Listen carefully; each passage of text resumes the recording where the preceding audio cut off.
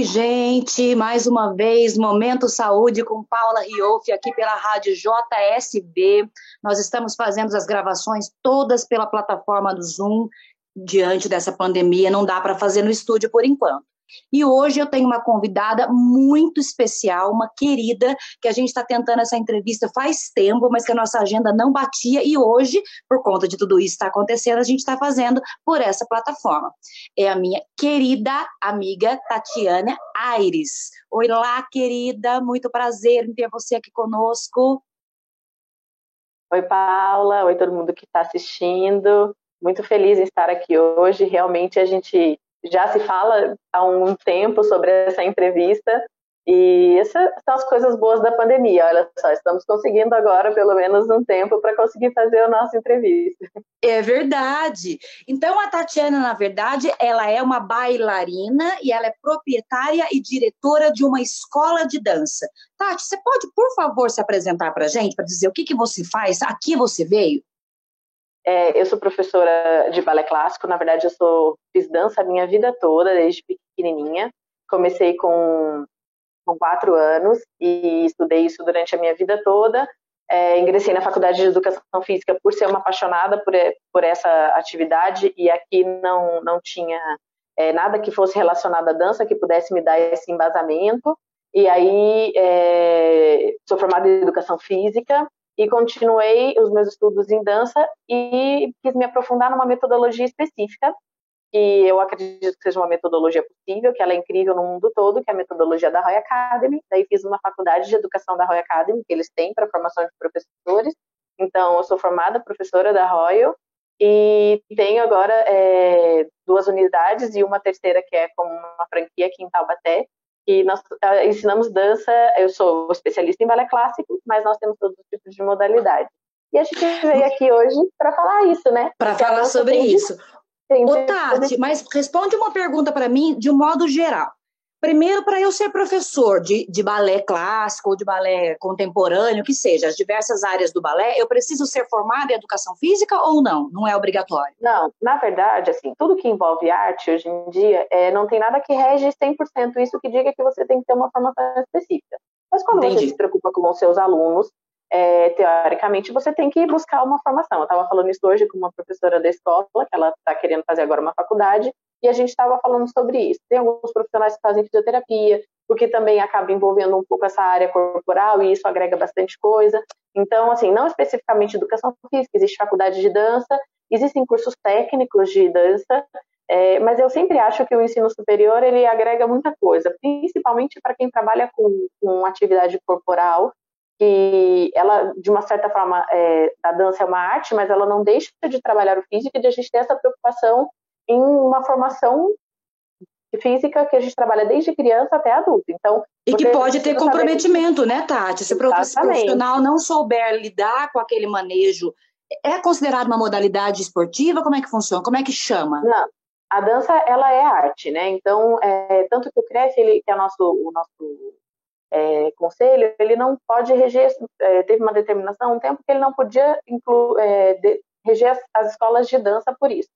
Porém, eu, quando comecei a estudar educação física, me abri os olhos para um monte de coisa em relação à dança que eu acho que muitos profissionais ainda acabam esquecendo disso. Então, por exemplo, a dança, como ela vem passada de gerações e gerações, são coisas que você aprende com o seu professor, que ele aprendeu com outro professor que veio de não sei na onde. Você tem todo aquele cuidado daquilo ser um precioso presente. Então, aquele ensinamento é como se ele fosse alguma coisa que vai passando de geração em geração. Porém, eu senti uma necessidade de justamente adequar isso com a nossa realidade. Então, assim, as metodologias de dança, elas nunca foram criadas aqui no Brasil, de dança clássica principalmente. Elas são criadas em outros países. Então, ela surgiu na Itália, ela teve desdobramento muito grande na toda a Europa, mas, assim, a gente tem uma metodologia hoje russa, que é muito importante, a gente tem a metodologia inglesa, a gente tem uma metodologia cubana, tem uma metodologia que hoje se desenvolve nos Estados Unidos, que é Balanchine. Então, assim, eles têm várias linhas de trabalho. Porém, nós aqui no Brasil temos físicos completamente diferentes que não se adequam em quase nenhuma dessas metodologias 100%, porque nós somos um povo muito miscigenado. Então, É. assim, é muito diferente. E eu sentia essa necessidade de falar, como que eu faço isso ser possível? Né? Quando se fala em dança, a gente fala em sonho. Todas as meninas que entram numa escola de balé dificilmente entram porque, como o pai coloca na anotação, para melhorar a respiração. Ou quando ele coloca em uma outra modalidade que seja um gasto mais calórico para emagrecer. Não, a criança entra cheia de sonhos, os pais entram cheios de sonhos. E na verdade é isso mesmo, né, Tati? O sonho que a gente tem quando tem uma filha menina, a minha eu não consegui realizar, mas o sonho que a gente tem é colocar no balé, né? A coisa Porque mais é linda, lindo, parece né? deslumbrante, né? A criança fica deslumbrante com a roupinha, o coquinho, fica muito, muito Toda elegante, cor né? de rosa, né? E assim, Lindo. envolve outros conceitos que não sejam só um trabalho físico, que é importante no processo de formação, que é disciplina, e isso encanta muito os pais nesse processo. Porém, eu falava, como que uma criança entra aqui com um sonho, e as metodologias, elas são baseadas em físicos, né? E aí eu falava, como que eu vou falar para alguém que isso não é para ela? Porque você pode ver, Poxa, é muito difícil. O Bolshoi, existe uma pré-seleção. Toda a metodologia russa, que é a metodologia da Vaganova, que a maioria das escolas russas usam, ela foi feita para um tipo de físico específico. Então, assim, ela é muito eficiente para aquele biotipo. Por isso que, quando você vai para um Bolshoi, você tem que ter uma avaliação física, porque aquela metodologia ela vai ser 100% eficiente para aquele biotipo de pessoa. mas então, enquanto profissional que está dando aula para essas meninas, e vamos dizer que elas estão querendo ir para essa direção, você tem que arrumar uma estratégia de dizer para ela que não funciona naquele período, naquele jeito, naquela escola de dança específica, Então, é isso? é aí que entrou a educação física na minha vida. Eu não posso fazer isso. Então, o que eu Entendi. faço? O conhecimento corporal, ele faz com que você consiga adequar aquela matéria, aquela metodologia em específico para qualquer tipo de corpo. Então, assim, isso você consegue auxiliando com aquilo que você tem de conhecimento do corpo, você consegue adaptar aquilo para a sua realidade. Então, é por isso que é importante um professor ele ter esse embasamento corporal, porque senão vira uma reprodução de movimento. E reprodução de movimento, ao longo do tempo, além de ser lesivo, porque você não está entendendo aquilo para daquele determinado tipo de corpo, a menina vai repetir. Então você imagina, numa sala eu tenho uma menina longilínea, alongada, e a outra baixinha, de perna grossa, uma sobrepeso e uma criança muito magrinha. Como que você aplica uma metodologia que, teoricamente, o balé é repetição? Você repete a mesma coisa todos os dias. Se vocês pessoas que estiverem assistindo, que fizeram balé, vai saber disso. Você faz plié desde o primeiro dia de aula até o último dia de aula da sua vida. Então, assim, como que você repete muitas vezes um movimento e não se lesiona? E não é uma modalidade que dá para você fazer muita diferenciação, né, Tati? Porque acaba sendo repetitivo mesmo. Você não tem como inventar moda no meio de uma escola que já vem pronta, né? Isso, mas aí você consegue ter um olhar de conseguir dar a intensidade dessa metodologia de acordo com o público que você tem.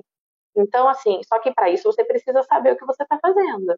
Senão você vai reproduzir. E aí você reproduz e aquilo vira uma massinha, as crianças vão repetindo, e aí você encontra muitos ortopedistas que hoje ainda falam assim, ai, mas sua filha faz balé, coitado, o pé dela vai ficar horrível. Porque isso aconteceu durante muitos anos e a culpa não é do médico. Porque os profissionais acabavam colocando a mesma sapatilha para todo mundo, o mesmo modelo para todo mundo, fazia subir de qualquer jeito na ponta, a musculatura ainda não estava preparada. Então, assim, tem um estudo sobre isso, sobre essa qualidade de trabalho físico. O que acontece? Você acaba lesionando o aluno porque não existe uma receitinha de bolo. Então, acaba que a dança, o balé clássico ficou muito marginalizado nesse sentido de eu machuquei meu joelho, eu tenho problema na coluna. Então, quando eu resolvi abrir a escola e quando eu resolvi estudar, minha mãe falou, você quer fazer dança? Você vai fazer dança, mas você vai estudar. Eu comecei a sentir essa necessidade de falar, olha, ok, a gente vai trabalhar a dança, mas o que eu preciso fazer para isso ser possível para todo mundo e que essas pessoas, se chegarem com 18 anos e não quiserem mais fazer balé, elas quiserem encarar um plantão de 40 horas na medicina, elas vão ter físico para isso. Porque, assim, às vezes o pai coloca a criança lá e quando a criança sai com 16 anos, a menina já não tem mais cartilagem no joelho, a coluna dela já está toda arrebentada, porque isso é um trabalho que não foi direcionado. Então, é muito em várias modalidades nesse aspecto, né, Tati? Por exemplo, o atleta de vôlei, o de musculação, seja lá o que for, se não for bem direcionado, na verdade, o esporte de alto rendimento, a modalidade de alto rendimento não é sinônimo de saúde, né? Na verdade, ela é... Mas qual é a diferença de tudo isso? É que o esporte ele sempre é direcionado por um profissional formado. É muito difícil você ver um ex-jogador que nunca estudou absolutamente nada, a não ser técnico. Mas, por exemplo, um treinador é muito difícil. Geralmente, um treinador ele vem de uma base de estudo, né? Os professores de dança, eles são ex-bailarinos. Não existe uma exigência de uma formação de professores. A Roy Academy tem essa determinação. Então, assim, por isso que eu gosto dessa escola e por isso hoje eu sigo essa metodologia. Para você ser professor na Royal, você não adianta só você ter dançado bem. Você tem que fazer uma formação de professor, porque são duas coisas completamente diferentes. Aquilo que eu aprendi para mim, necessariamente não vai ser o que eu vou ensinar para o meu aluno. Então... E as crianças, então, num modo geral, elas podem se lesionar, obviamente, como qualquer outra coisa que for fazer, jogar bola, ou fazer jazz, ou qualquer coisa que vai fazer, ela pode lesionar, e daí ela tem que ter um acompanhamento com um profissional que faça essa recuperação de cartilagem, de seja lá do que for. Na verdade, eu trabalho com isso há 9 anos. Se eu falar para você que eu não tenho nenhuma aluna com uma lesão grave. Nossa, nunca. Que bom! Dentro do meu processo de formação. Por quê? Desde que eu comecei a trabalhar meninas para competição, que a gente fala sobre alto rendimento, que isso a gente pega as meninas muito novas. Hoje eu tenho meninas com 9 anos que estão nesse processo. O que a gente faz? Um acompanhamento. Eu tenho sempre um fisioterapeuta que acompanha as meninas. Quem quer fazer, eu explico para os pais. Olha, a gente vai entrar, quando a gente faz uma reunião no começo do ano, eu falo, isso é um processo que a família passa comigo. Então, assim, a gente indica que eles procurem um nutricionista. Eu nunca falo, você tem que ir nesse, mas eu falo, eu gostaria que elas fizessem um acompanhamento. Porque a nutrição não é para ser magra ou não. Bailarina tem que ser magra, bailarina tem que ser saudável. Saúde, então, é verdade. Vai fazer sistema imunológico, várias horas. Exatamente, vai fazer várias horas de atividade, ela precisa ter uma alimentação adequada. A criança vai ter uma vida de atleta. Então não adianta a gente achar que ela vai comer como uma criança que assistindo desenho o dia inteiro em casa, porque o corpo dela vai pedir os nutrientes de uma outra forma. Então, isso precisa ser direcionado. Todo profissional, né? Tem que ser uma equipe multidisciplinar para trabalhar todo mundo bem, né? Em conjunto. O Tati, deixa eu te perguntar uma coisa. Quando tem repetição, né? Quando não tem jeito. No meio dessa pandemia, você não está conseguindo, obviamente, gente, eu quero deixar já registrado aqui, isso eu estou falando para vocês, enquanto eu conheço esse casal muito bem. E a Tati foi uma pessoa que, antes da determinação acontecer aqui em Taubaté, começou então a falar que a pandemia estava acontecendo aqui, ela por si já resolveu fechar as portas com toda a delicadeza que lhe é peculiar para poder prevenir, então, a infecção nessas crianças. Então, eu acho que isso é muito importante ser colocado aqui agora, tendo em vista que nós vamos passar por esse período horroroso que nós estamos vivendo agora, e aí quando a gente for escolher uma escola de dança, ou escolher um profissional para tomar conta da nossa filha, ou do nosso filho, enfim, que a gente saiba entender o olhar do profissional que não está sendo ganancioso e está querendo tomar conta da saúde dos nossos filhos. Acho que eu tenho que deixar esses parabéns para você, Tati. Parabéns de verdade. Eu choro, hein, gente? Eu choro. Eu não posso. Na verdade, assim, todas as pessoas que entram na minha escola, a gente cria um vínculo não só com o aluno, a gente cria um vínculo com a família. Por mais que as pesquisas falem que as crianças, elas não são um público afetado, eu não tenho só criança também, né? Eu tenho balé até balé adulto. Mas, enfim, eu tenho que pensar nos meus profissionais que trabalhavam ali, desde a minha secretária, que era grupo de risco, até a tia Rose, que é a minha professora mais antiga, que tem mais de 70 anos, então eu tinha que me preocupar com eles, e com os familiares que estavam em casa. Então, assim, antes de qualquer coisa, eu não tenho uma criança saudável, feliz ali, se a família dela estiver passando por uma situação completamente triste de eles estarem perdendo alguém. Eu não gostaria nunca de perder alguém para essa pandemia. Há pouco tempo eu perdi meu pai, perdi minha avó no meio dessa confusão toda, e eu sei a dor que é. E isso eu não quero para ninguém. Uma coisa que sempre foi muito conversado é que, assim, o negócio a gente recupera, mas a vida não. Então, a gente está estudando formas de fazer com que isso fique eficaz. A gente continua com aulas de manutenção, porque a gente sabe da importância da atividade física, mesmo dentro desse processo todo, não só pelo físico, mas pelo emocional. a gente tem adotado cada semana, a gente vem estudando novas estratégias para que isso fique mais leve para todo mundo, porque não está sendo um momento fácil, nem para os pais, nem para as crianças, mas a gente entende que agora é um momento de recolher. Hoje eu fui na minha costureira, porque paralelo a isso a gente ainda faz uma ação para fazer máscaras e aventais, né? É e a gente verdade. não para, a gente continua. E aí hoje eu fui lá levar mais máscara e avental para ela pôr os arames, a gente entra. A minha costureira fez todo um esquema, a gente entra pela lateral, ela coloca água sanitária na entrada, eu entro de máscara, a gente não chega perto. E aí a gente estava conversando sobre isso, que eu falei para ela, eu falei, tia, a gente não sabe como vai ficar esse espetáculo, porque ela faz os meus figurinos. Eu falei, mas a gente vai fazer. Toda a nossa programação, ela vai continuar existindo. A gente e se Deus quiser, nós vamos passar por isso, né, Tati? Nós vamos assim, passar eu sei que são novos tempos, a gente sabe que são novos sim. tempos. Mas a gente não pode desistir e continuar pensando que dias melhores virão. Sim, né? E profissionais igual você, que a gente fique aí com essa mensagem dessa entrevista de hoje, que a pandemia vai passar, os nossos filhos estão seguros em casa e daqui por diante que saibamos ter responsabilidade para saber aonde nós vamos colocar as nossas crianças, os nossos adultos, enfim, onde nós vamos nos meter, né? Tati, eu queria agradecer muito você pela sua entrevista, eu quero fazer várias outras para falar de outros assuntos que a gente até chegou a colocar em pauta e que não dá tempo, e eu quero agradecer você. Desculpa, gente. Não, você é maravilhosa, perfeito. Qualquer dia eu quero ver você dançando também, a sua companhia também toda junto. O que você precisar da gente, nós estamos à disposição, tá bom? Muito obrigada. Também, Paula.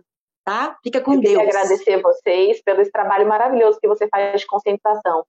Desde que tudo isso começou, a gente aprende muito com vocês, com as suas entrevistas e com tudo que você tem postado. E eu acho que isso pode mudar o nosso futuro daqui para frente. Informação séria, as pessoas se preocupando com o próximo, independente de qualquer coisa, o que pode mudar o mundo são boas ações. E a gente espelha muito em vocês. Muito obrigada. Amém. Viu? Um beijo, querida. Fiquem com Deus. Um beijo. Tchau. Tchau.